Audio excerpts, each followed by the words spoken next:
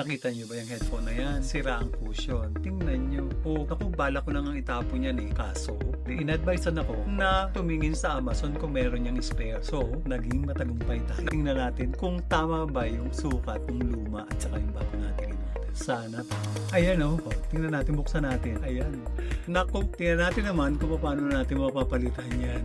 Pagkatapos kung mag-research sa YouTube, aywan ko kung tama ang ating gagawin. Tingnan natin sa pinanood ko, parang plug and play lang naman. Kaya, ayan, subukan natin sa unang cushion para kung paano natin makikita kung tama ang ating gagawin. Diba?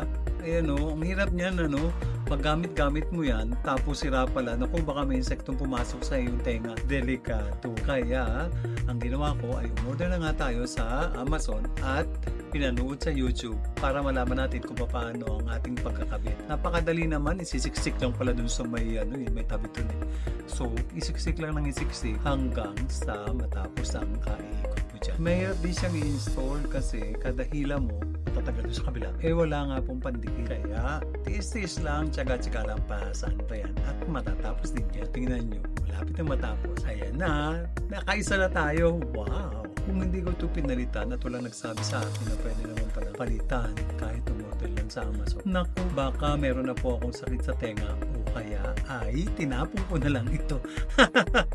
Ganyan po, mahirap magbaka sakali po. So, tuloy-tuloy lang tayo. Kabit natin yung kabila para malaman natin kung effective talaga ang ating in-order na cushion. Diba? Ganyan talaga, subok-subok lang hanggat kaya nating i-save ang ating headphone. Mahal kaya ng ganito, diba? At saka ito, high class ito, kaya ang hirap namang itapon.